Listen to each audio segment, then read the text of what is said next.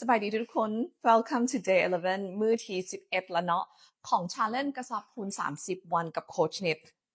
เพื่อว่าเป็นการเสียเวลาเรามาออกกำลังกายกันเลย มื้อนี้เราจะโฟกัสใส่ chest bicep แล้วก็ core muscle ของเราเนาะตามเคยจะใส่ดัมเบลแค่1คู่แต่ถ้าสมมติว่าไผ่บ่ไหวแท้ๆกะเกียบดัมเบลไว้2คู่ที่ว่ามันเบาลงไปอีกคู่หนึ่งเนาะสำหรับอาทิตย์นี้แมนเฮาออกกำลังกาย40วิแล้วก็พัก20วิท่าที่หนึ่งเราจะมาเริ่มต้นกันด้วย chest press เนาะนอนไปกับพื้นวางลงไปวางข้างสิเนาะนอนไปกับพื้นเตรียมพร้อมเนาะ3 2 1ไปยกดัมเบลขึ้นมาอยู่ต่อหน้าเฮาแขนซื้อแล้วพับแขนลง press ขึ้นหายใจเข้าหายใจออก push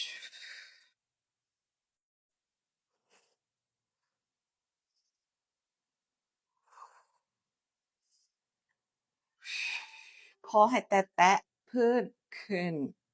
เปิดแขนกว้างแตะพื้นขึ้น control every reps ของเฮาบ่เฮ็ดไวจนเกินไปเก่งหน้าท้องเมียนหลังชิดเปาะหายใจเข้าหายใจออก last one โอเคกด pause ไว้20วิเนาะแล้วเราจะไปท่าที่2กัน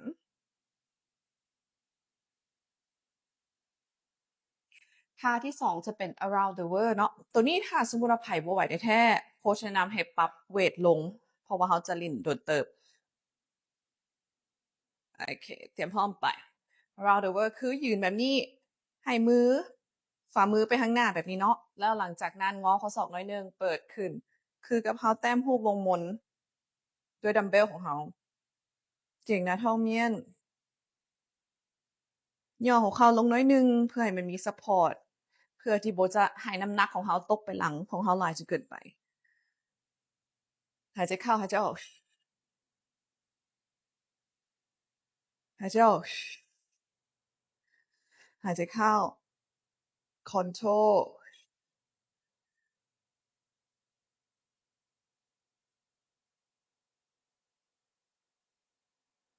one more round โอเคกด pause ไว้20วิแล้วเราก็จะไปต่อกันที่ bicep curl เนาะ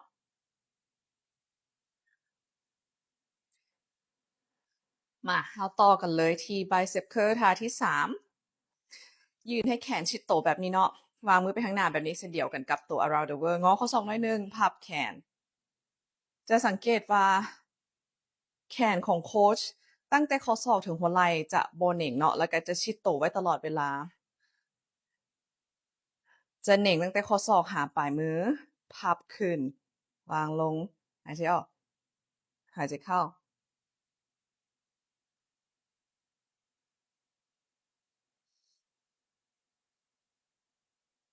almost there เฮาพยายามจะสร้างกล้ามเนื้อให้กับตัวของเฮาเนาะ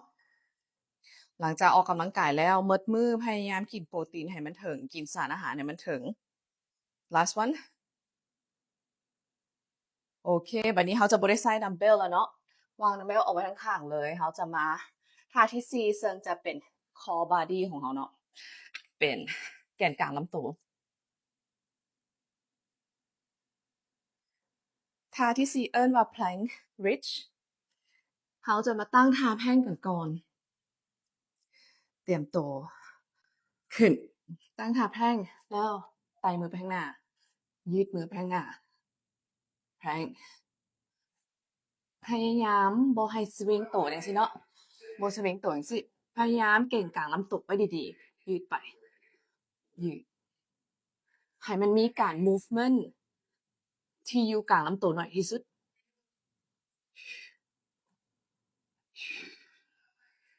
เวลานี้เราจะ work on เอามัน core muscle หลายกว่าถ้าสมมุติเราสวิงจังซี่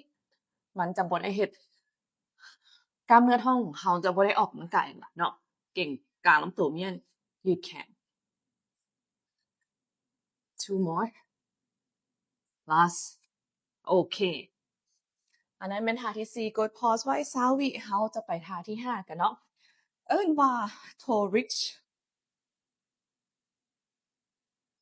นอนไปกับพื้นแบบนี้เนาะสันหัวเข่าขึ้น แล้วเหยียดแขนทั้งสองข้างออกไปทั้งข้างเขาแล้วเขาจะ reach แบบนี้เนาะถ้าพร้อมแล้วไปเลย ยกโตขึ้น reach ยกหมดทั้งหัวไหล่เนาะบ่ยกแต่คอจังซี่เด้อเพราะเดี๋ยวเจ็บคอยกทั้งหัวไหล่เวลานี้เขาจะ work on core muscle หลายขึ้น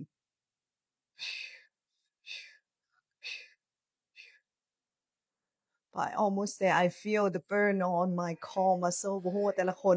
รู้สึกกันบ่ตอนนี้ core ของโค้ช burn สุดๆเลย